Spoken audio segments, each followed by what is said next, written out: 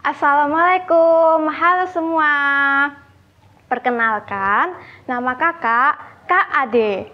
Di sini Kak Ade akan membawakan cerita loh. Nah, siapa di sini yang suka bercerita dan mendengarkan cerita? Oke, di sini Kak Ade akan membawakan cerita yang berjudul Apa Itu Kiblat bersama Lea, Leo, dan Uma. Oke, langsung saja ya. Dengan suasana yang hening dan tiupan angin spoi-spoi dari ventilasi, hush,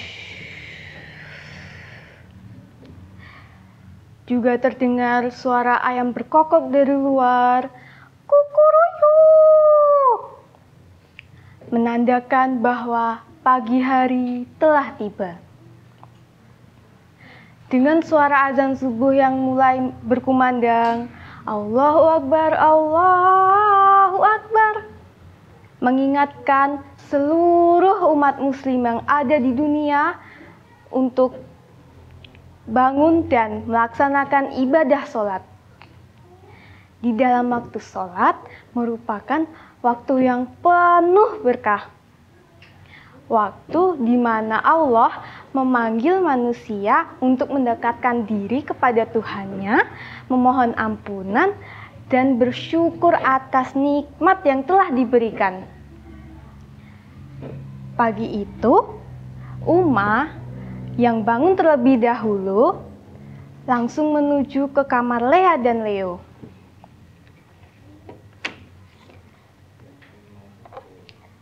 Dengan lembut, Uma membangunkan mereka. Lea, Leo, ayo bangun, sholat subuh.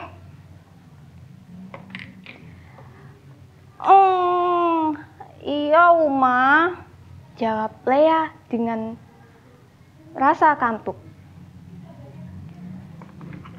Lea dan Leo pun segera bangun dan langsung mengambil air wudhu. Kemudian mempersiapkan diri untuk melaksanakan sholat subuh. Setelah sholat subuh dan berdoa, Lea merasa penasaran dan mulai bertanya kepada Uma. Uma, kenapa ya kita harus sholat dan kenapa sholat itu menghadap ke kiblat? Apa itu kiblat, Uma? Uma tersenyum mendengar pertanyaan dari Lea. Dan Uma menjawab. Uma jelaskan melalui kisah Nabi Ibrahim dan Nabi Ismail ya nak. Pada zaman Nabi Ibrahim alaihissalam merupakan masa jahiliyah, di mana orang-orang di sana tidak beriman kepada Allah. Orang-orang di sana banyak yang melakukan sembah berhala. Sembah berhala itu menyembah seperti patung, batu, bulan, bintang, dan raja-raja. Berhala itu dilakukan karena mereka percaya akan selalu mendapatkan keberuntungan dalam hidupnya.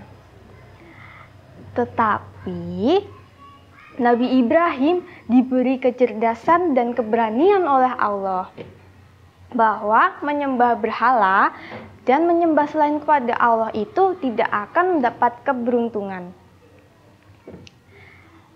Pada saat itu juga Allah memberikan petunjuk langsung kepada Nabi Ibrahim untuk menghancurkan berhala-berhala itu. Nabi Ibrahim pun satu persatu menghancurkan berhala itu dengan sebuah kapak. Bus, bus, bus. Setelah itu, Nabi Ibrahim mendapat perintah dari Allah untuk membangun Ka'bah. Nabi Ibrahim pun langsung memberitahu kepada anaknya yang bernama Nabi Ismail.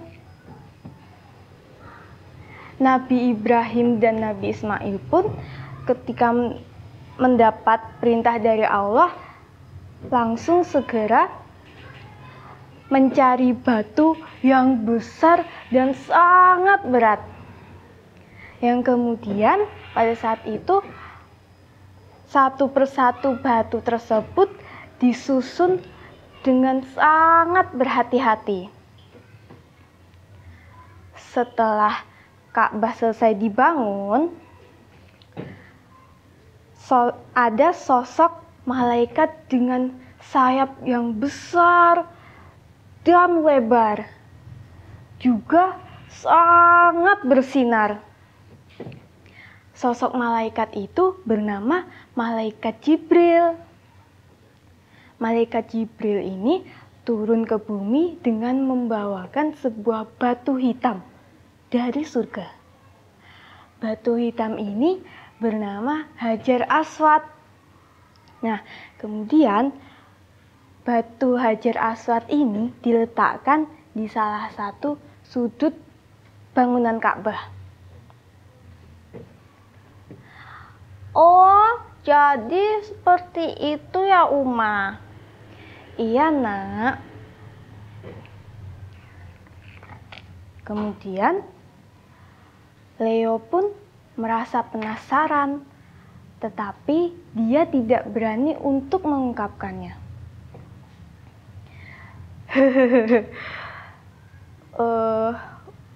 Leo sebenarnya juga mau bertanya, Uma, tetapi Leo takut salah. Kenapa takut, Leo? Memangnya Leo mau bertanya tentang apa? Uma, kenapa umat muslim itu menyembah Tuhan yang tidak bisa kita lihat? Uma pun tersenyum dan menjawab dengan penuh kasih sayang. Nak, kita diciptakan tidak semuanya sama. Ada yang memiliki kekurangan seperti tidak bisa melihat. Coba Uma tanya, adil tidak apabila kita melakukan ibadah tetapi tidak bisa melihat Tuhan kita? Tidak, Uma, tidak adil kan? Nah, karena kita semua sama di hadapan Allah. Kita tidak bisa melihat Allah, tetapi kita bisa merasakan bahwa Allah ada di sekitar kita. Kita menyembah yang tidak terlihat agar umat muslim yang memiliki kekurangan tadi masih bisa merasakan nikmatnya ibadah, yaitu sholat. Berarti Allah ada di sini ya, Uma? Iya, Nak. Semua yang bisa kita rasakan saat ini bisa bernafas, bisa makan, bisa minum, dan lain sebagainya. Itu semua atas izin dari Allah. Masya Allah. Terima kasih ya, Uma. Lea dan Leo pun sekarang jadi mengerti apa itu kiblat dan mengapa sholat harus menghadap ke arah kiblat. Juga mengerti bahwa mengapa Allah yang tidak terlihat wajib kita sembah. Iya, Nak. Alhamdulillah, sama-sama.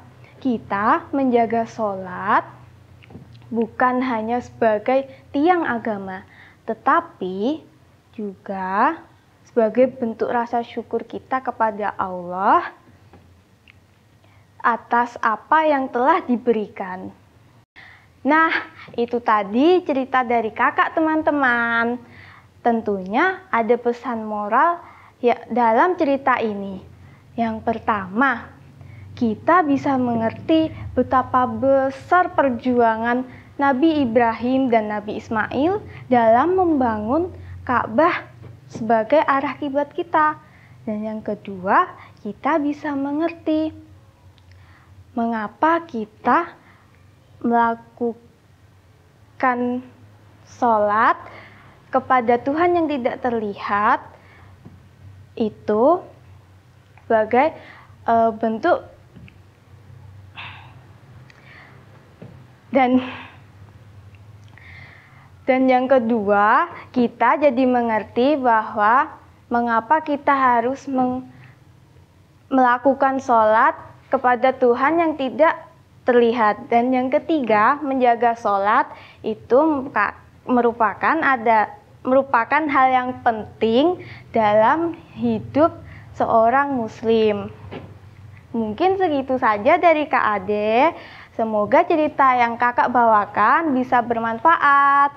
Terima kasih semua. Sampai jumpa lagi. Wassalamualaikum warahmatullahi wabarakatuh.